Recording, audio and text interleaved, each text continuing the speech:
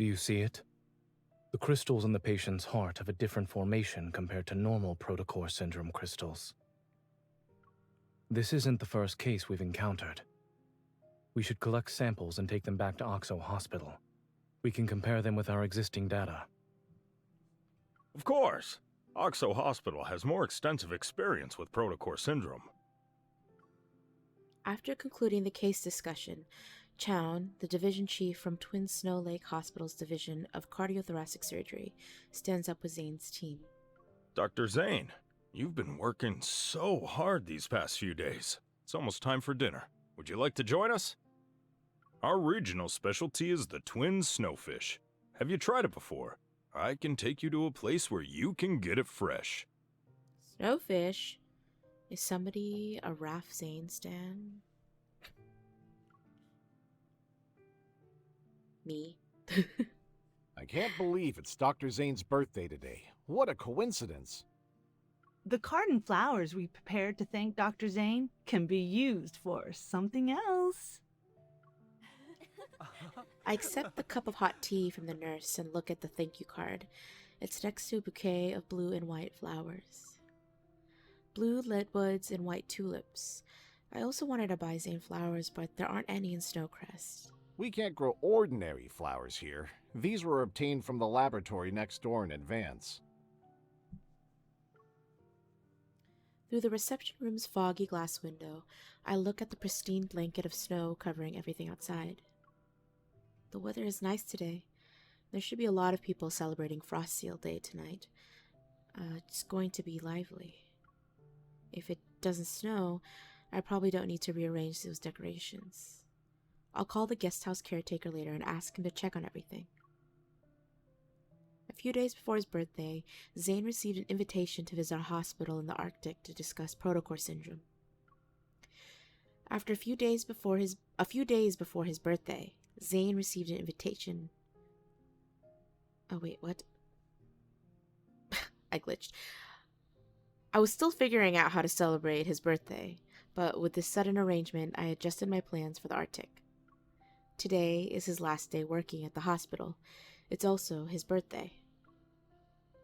Dr. Noah loves to cook fish. I might have already tried twin snowfish. Unfortunately, I have plans this evening. Perhaps we can arrange something next time.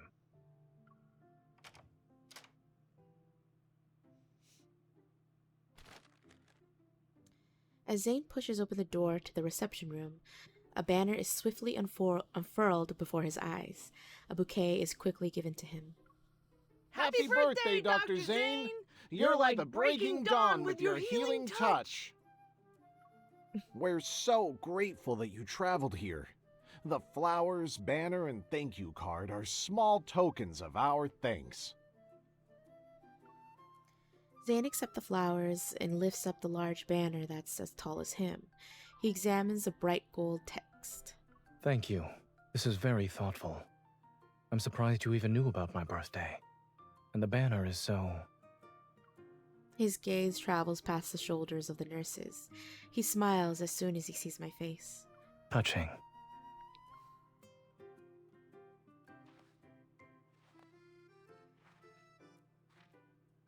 I walk out of the laboratory with Zayne.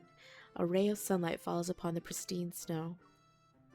It went on longer than I expected, and Dr. Noah is still waiting for us to join him for lunch. If we're too late, we'll never hear the end of it. We've been staying at Dr. Noah's home for the past few days. You don't have to worry since I'm here. I promise you won't be late, Dr. Zayne. I block Zayne's path with a thank you banner. I stop him from taking another step and tilt my chin toward the railing behind us. A sign hangs above it. Holding the banner, I point at the majestic sled dog logo and the P beside it. This is a parking spot for sled dogs. I was wondering why you were so confident. You planned this. Pi should be arriving any minute now. I look at the forest in the distance. There's a rustling sound from the branches, and sure enough, several sled dogs sleep out from between the trees. Behind them, Pi sits on a sled. Wearing a pointed birthday hat, he lazily licks his paw. Over here! The sled kicks up snow as it comes to a stop before us. Pi leaps into Zayne's shoulders in one jump. Zayne catches him and falls backward into the snow. How many meat pies have you been eating?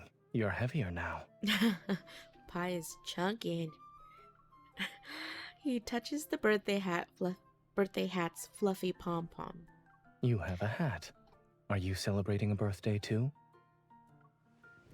Pi's snow-white paws press down on Zayne's shoulder. Then he lowers his head to rub the birthday hat against the top of Zayne's head. Stop that. Behave. Licking isn't allowed.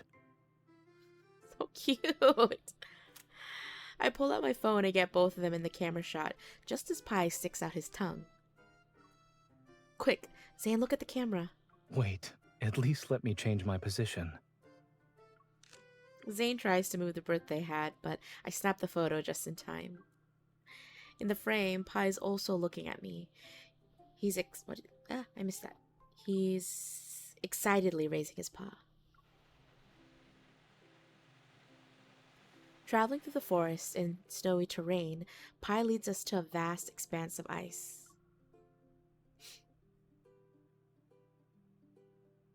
The seat can barely fit half of Pi's plump body. He keeps fidgeting too. I hope he doesn't fall off. I anxiously tighten my grip on the reins and reach out to secure Pi. If he could understand what you're saying, he'd probably be protesting right now. I'm just worried. As we talk, the sled dogs carry us toward an old man sitting in a camping chair nearby. He's ice fishing. Zayne, I see Dr. Noah. As soon as the last words leave my mouth, we arrive in front of the camping chair. A startled fish makes a splash as it escapes. Dr. Noah holds his fishing rod as he silently turns to us. Zayne gently nudges Pi forward. After hesitantly glancing at Zayne, Pi touches Dr. Noah's hand with the tip of his nose. I've been sitting here for most of the day. I was hoping I could catch a fish. I guess we won't be eating it after all. We can help you, Dr. Noah. More hands make light work. I pick up a nearby ice pick and nudge Zayne's arm. Even if we don't catch anything, we can always do something else. Zayne takes the ice pick from me, crouches down, and carves a hole in the icy surface. The fish market won't close for another few hours.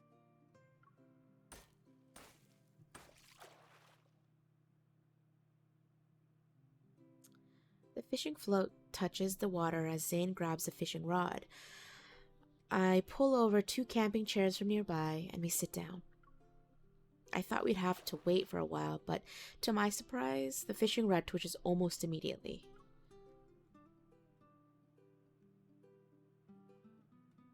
The birthday boy's luck really is in a league of its own. Zayne reels in the line, and a fish soars into the air. Its tail swishes wildly as it thrashes around. It splashes ice-cold water on my face. Zayne, freeze the fish.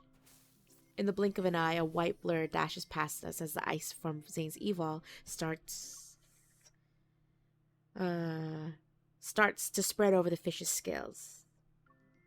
Pi leaps up and opens his mouth to lick the frozen fish. We're shocked as the fish remains stuck in to his tongue. Oh no! Poor Pi! Pi, oh no, is your tongue stuck to the ice? With the fish still stuck, he shakes his head, whimpers, and runs circles around us. I quickly grab his fluffy paw. I suppose we caught a hungry Pi with our fish. Zayne crouches down. With a stern expression, he talks to Pi, who's standing pitifully with his mouth open. Poor baby.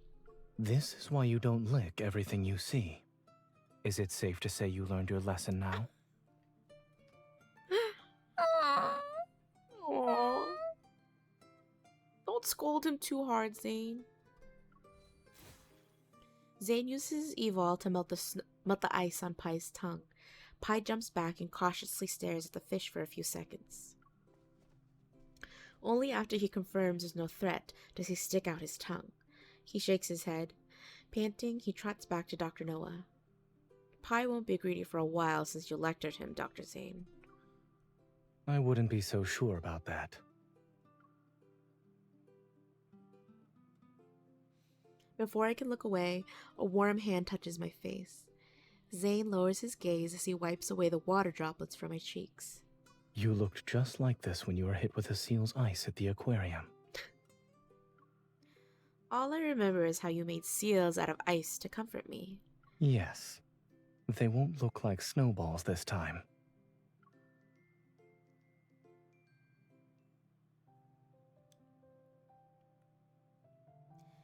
In the afternoon, sunlight streams through the windows and illuminates a table with delicious dishes.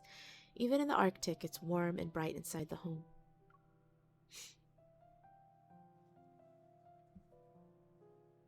Here's our first toast. Happy birthday, Dr. Zayne. May you find happiness every day. For our second toast, I hope Zayne can rest well in the coming year. May everything go smoothly.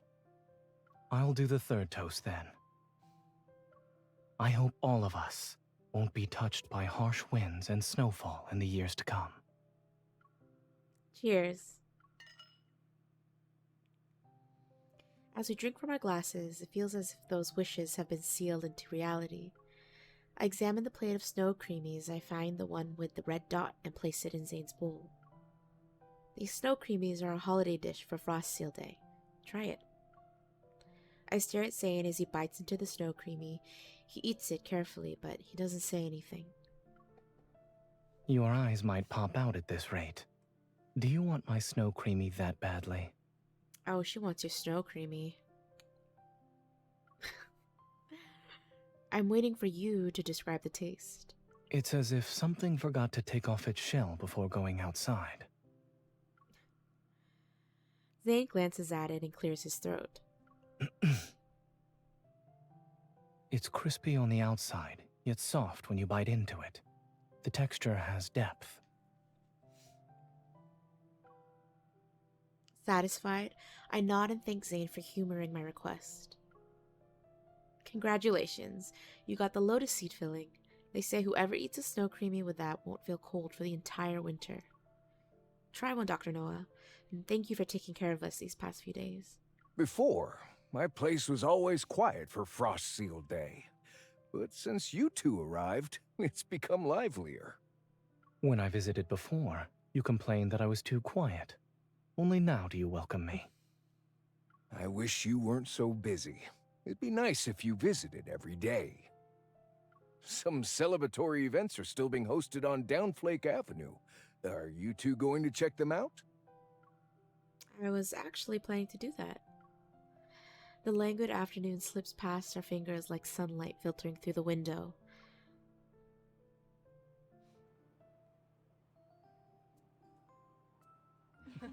Ice lanterns hanging from the eaves illuminate Downflake Avenue during the night.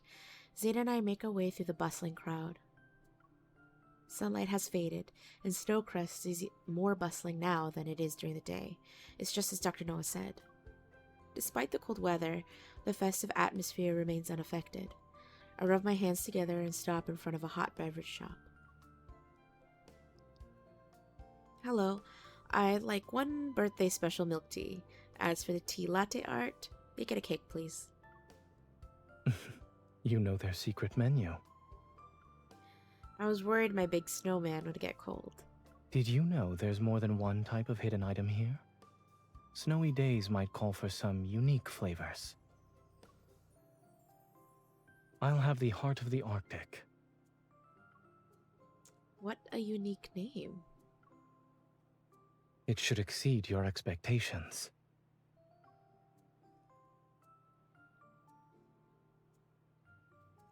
To maintain the temperature of their beverages in the freezing cold, this shop uses special insulated packaging. I hold a drink to warm my hands as I walk with Zayne.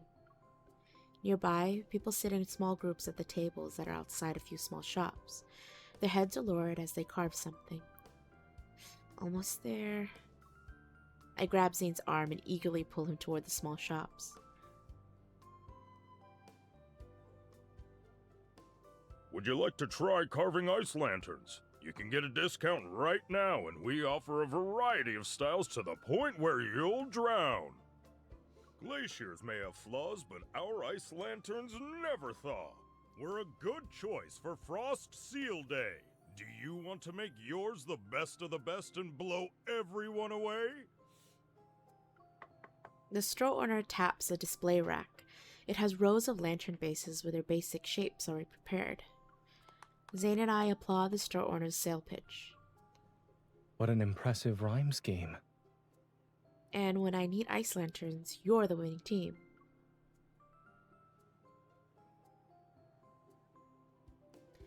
Zayne picks up an ice lantern that's narrow at the top and wide at the bottom. It's about as big as a wine glass. He grabs the 2 carving knives before he leads me to an empty table. He points the blade toward himself, removes the protective covering from the carving knife, and then gives me the handle. I heard that carving ice lanterns for Frost Seal Day carries a special meaning. Why don't we carve a jasmine together? I hold the knife like a pen. Zayne moves closer and his hand covers mine as he gently adjusts my fingers. Your index finger needs to rest on the knife handle. That way you'll be more precise. I almost forgot. Holding a carving knife is like holding a scalpel. You're probably an expert at this, Dr. Zayne. He steadies the ice lantern. His head is lowered and he guides me with subtle movements of his wrists. We carve out the rough outline of a flower. Carving knives and scalpels have one thing in common at the very least. Zayne gently pats the top of my head with his free hand. They require absolute focus to prevent injury. Several jasmines begin to take shape. I blow air on my cold fingers because I was holding the ice lantern for a while. I heard that Frost Seal Day was a festival in ancient times. To escape the polar night's bitter cold, people rarely ventured outdoors. So they made ice lanterns to symbolize the joy of gathering together before the long polar night. I was worried Zayne might not know the meaning behind this tradition. I'm surprised that he continues where I left off. I learned about it from a young patient. At the time, I was part of a rescue mission here. He gave me a small lantern and hoped I had a safe trip in the cold weather. Then I learned that ice lanterns have another meaning. Zayne smooths the edges of the jasmine petals by using his fingers to wipe away the rough fragments. Once the polar night ends, during the first sunrise, people who are temporarily separated will reunite in front of doorways marked by these lanterns. In a few days, the polar night will arrive. If we're still here, we should put a lantern outside the doors like the locals. He moves a little closer. His warmth seeps through our thick winter clothes to reach me. The tip of the carving knife traces delicate stamens. A lifelike jasmine blooms on the ice lantern. Do you think I'm childish for wanting to do that? People don't need to stay cooped up indoors anymore during a polar night. These traditions probably don't mean much now. Their significance was never in their tradition. It's in the act of doing these things together. If this were an ordinary ice lantern, what would you see when you look at it? I rotate the ice lantern in my hand. Its surface, light blue and translucent, reflects the scattered lights around us. I look up, and my eyes meet Zayne's. They're as bright as lanterns. I'd think of Zayne being tackled by Pi, Zayne who's ice fishing, and Zayne who's eating snow creamies. I understand what Zayne is implying. His words are like melting snow as they touch a hidden corner of my heart. Thanks for your skillful hands, Master Zayne.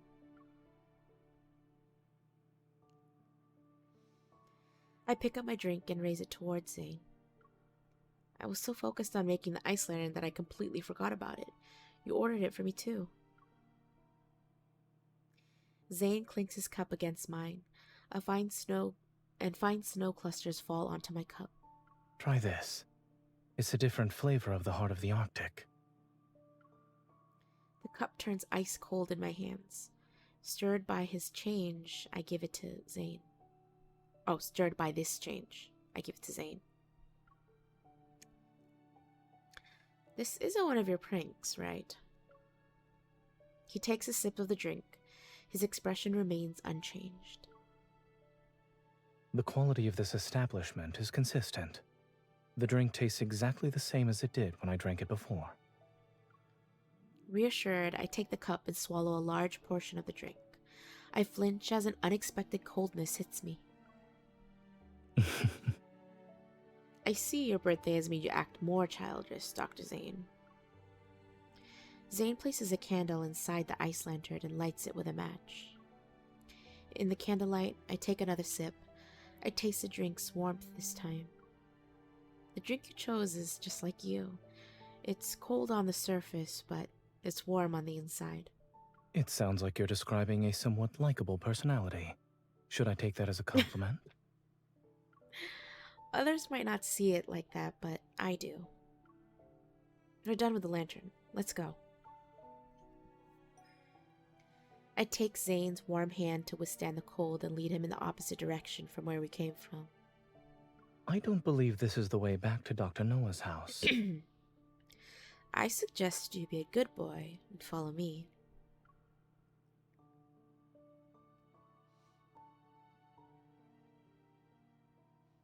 The ice lantern sways in my hand as Zayne and I trudge through the snow toward a row of houses.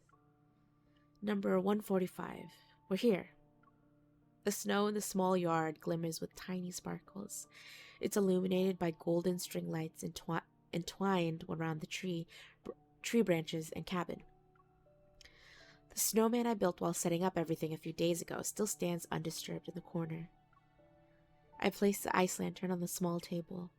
Its soft glow shines on the decorative figurines and intricately frosted desserts. I see. We're having dinner outdoors today. I wanted to experience a candlelit dinner in the snow with you ever since we came here. It's cold, but we make a steaming hot meal. I hope the birthday boy doesn't mind helping me prepare it. You've decorated this place beautifully. I doubt I can do anything else. I stored the ingredients in the cabin's refrigerator. Zayne and I bring them out together. All right. You can make the soup and I'll prepare the salad. Zayne nods, turns around to light the fire and adds short ribs and chopped tomatoes into the pot. Meanwhile, I use a small knife to chop red cabbage and cherry tomatoes.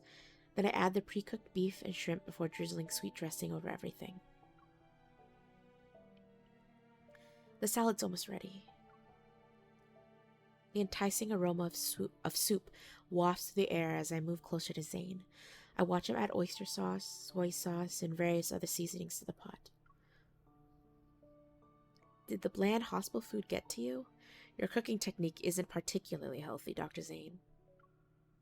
If you encounter any health issues after our meal, I can provide free medical treatment. There's no need to be so moved. Perks of dating a doctor.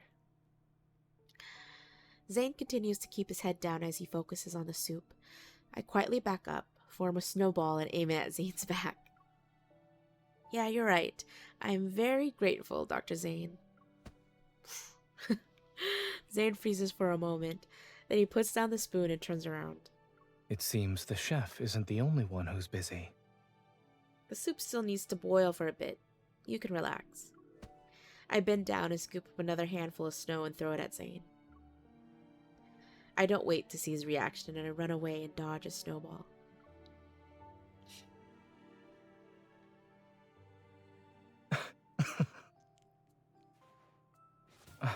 Don't hold back. Confident, are we? Careful now. So cute! I'm going to attack. Who's faster?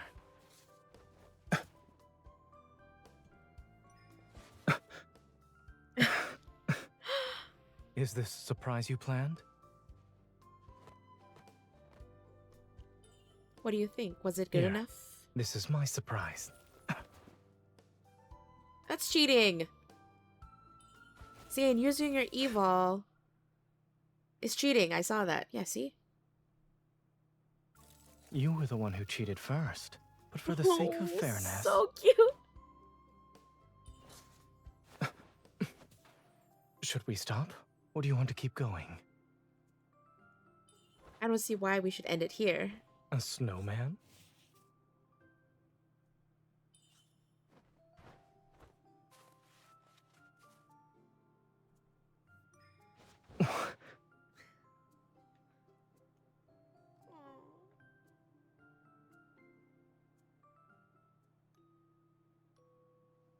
This snow doesn't melt, even when it lands on your palm.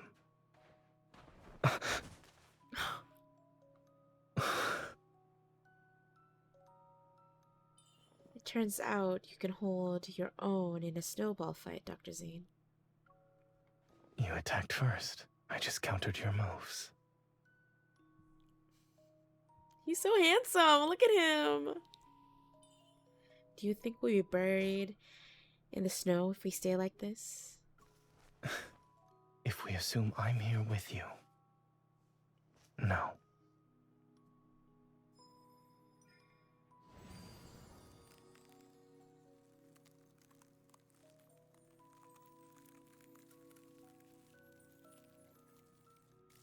Oh, cute. It's like a snow globe.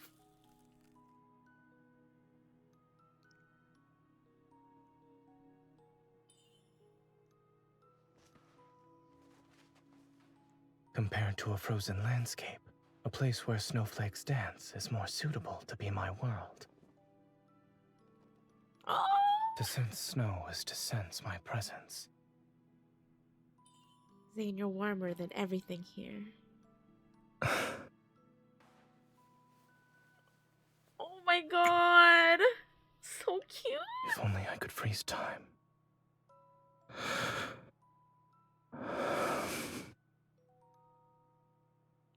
I would.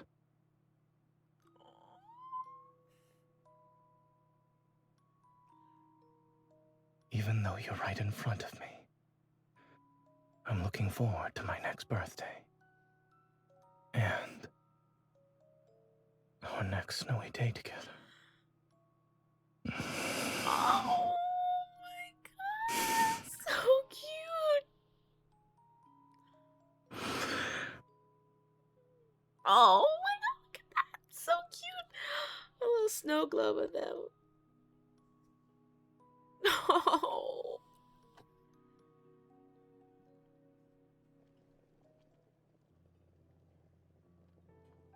In the candlelight, snowflakes dance like tiny feathers.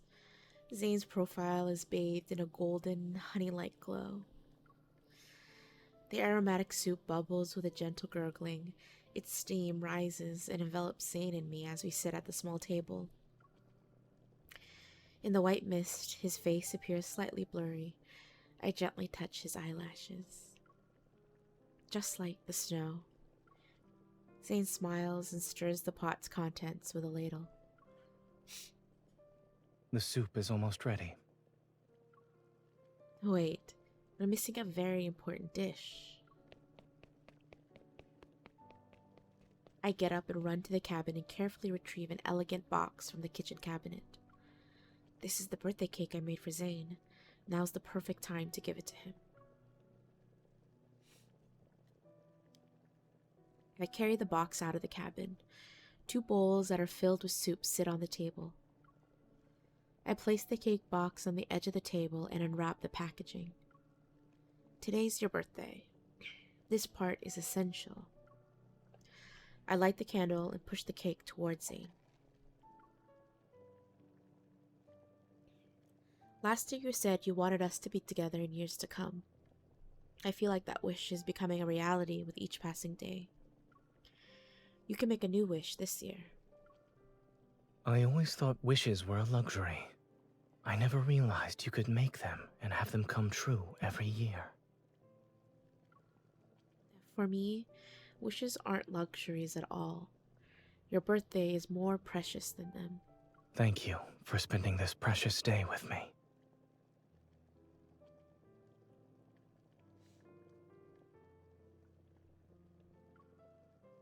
Zayne closes his eyes as the candlelight casts swaying shadows across his face. A moment passes, and he opens his eyes and blows out the candle. In the thin wisps of smoke, his fingertip glides across the cake, scoops up some frosting, and wipes it on my cheek. I was going to let the birthday boy have the first bite of his cake. Zayne leans in and tastes the frosting on the side of my face. He licks her face. Oh my god. There. Or kisses it off, I guess. He's so cute. Stop. Ugh. The cake plate and bowls are empty. Warmth spreads throughout my body as I adjust the blanket covering me. I look at the distant sky. I didn't even notice when the sky turned completely dark. I often saw it like this when I used to work in the Arctic. You spend too much time in hospitals and laboratories. You're right. I haven't truly appreciated the Arctic sunlight. Zayne looks away and tucks the corner of the blanket over my shoulder. Would you like to go somewhere with me before the polar night arrives? Curious, I look at Zayne. However, he doesn't elaborate. He touches my cold, reddened nose with his warm hand.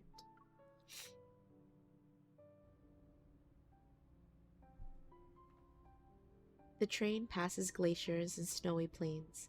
It brings us to Weisham, the town closest to the pole. At the edge of the town, Zayne rents a car and we drive into the snowy mountains. The sky grows dark as wind past icy mountains. As we wind past icy mountains. Through the car window, I finally catch a glimpse of the sunset. Zayne, look. It's the last light before the polar night. If we could catch up to it.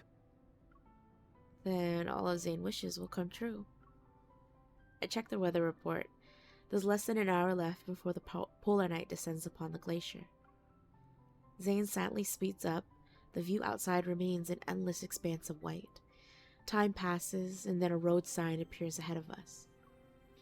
The car hits several bumps along the snowy terrain as we slow down. I carefully read the sign. 2 kilometers to the heart of the Arctic. Dying here isn't permitted. When you ordered that drink earlier, I thought Heart of the Arctic was a beautiful name. I never imagined it'd be an actual place. Beautiful scenery deserves a beautiful name. You'll see why. After driving a little further, an expanse of blue ice appears before us. Cold wind whisks the snow, and particles hit the glass. Sunlight pierces distant icebergs. Long shadows are cast across the frozen surface. On the frost-covered ground, old wooden ships stand upright in the snow one after another. They're like sentinels keeping watch.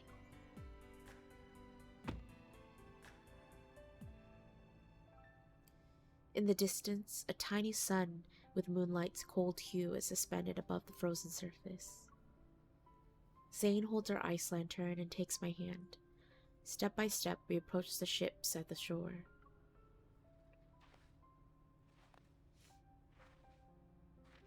As we reach a wooden ship, Zayne races the ice lantern. Snow dances in the candlelight, and I note the scent of snow and weathered wood. Heart of the Arctic is a graveyard for ships. Death isn't permitted because there was once too much death here. Life is precious. It's a line that must be defended. So, people built a ship for every person who passed away. They serve as memorials. From another perspective, it's as if they're voyagers returning to shore. And this also ensures they'll never be forgotten. Seemingly impervious to the snow, or to the cold, Zayne brushes away the snow that had accumulated on the ships. His only concern is keeping the vessel from being buried. As he stands before the weathered ship, the light on the ice approaches with a certain fondness. It's as if Zayne was born to be here. Like he belongs to this tranquility and solitude. Only when we're forgotten can we truly say we're lost. The heart of the Arctic is a brave heart that remembers. A sliver of light by my feet retreats. I look at the distant glaciers. The sky gradually darkens as if light is being drawn away for the first time. I'm certain that the polar night is about to descend. Is there any more land beyond this point? I'm afraid not. This is the edge of the Arctic. You can even say it's the edge of the world. Maybe the disappearing light is what makes me feel the cold. I move closer to Zayne. He notices this, grasps my shoulder, and gently embraces me. I always thought your body temperature was slightly lower than mine. What about now? I hug Zayne even tighter and let my actions speak for me. In the slowly receding light, my shadow and Zayne's fall upon the ice. In a place like this, there's no end to the ice, and it's bitterly frigid. I thought you wouldn't like it. But these landscapes don't belong here. I like that uniqueness. Besides, how could I possibly find it boring when you're by my side? I see Zayne's shadow is moving toward me. He raises the lantern and the shadow shifts slightly. Frost Seal Day isn't over yet. All these memories of the Arctic will be preserved in this lantern. I wouldn't forget them anyway. Zayne looks at me, his expression serious yet tinged with relief. In a person's life, there are always things that end up forgotten. It's then that I have a realization. I don't want him to experience loneliness, no matter what. There are many ways to help someone remember. For example, if I drink something that tastes similar to the heart of the Arctic one day, I'll think of it. If I eat sweet and sour tomato soup again, I'll remember the night we had a snowball fight. And if I happen to hear someone mention a polar night, I'll think of today. A lot of things can serve as switches for our memories. When it comes to special people and special moments, our bodies always find a way to help us remember. I reach into my heavy coat's pocket to find my phone. Even if our bodies fail us, memories can still be stored in other ways, like... I point my phone's camera at Zayne. At this time, the sky has darkened, and no traces of sunlight are visible through the lens on the screen. Zayne's face appears blurry. In 2 minutes, the sun will disappear from below the horizon. Zayne, is there anything you'd like to say? I'm fortunate I can share these last 2 minutes of sunlight with you before this year's polar night begins. At the edge of the continent, no less. He looks up. The fading light touches his eyes as he stares at me. I hope I'll remember these 2 minutes forever. Zayne's presence envelops me. Although the camera doesn't capture it, I know neither of us will forget it. Ooh, a birthday makeout. I love it. At the edge of the... Excuse me? What was said? Let me go back.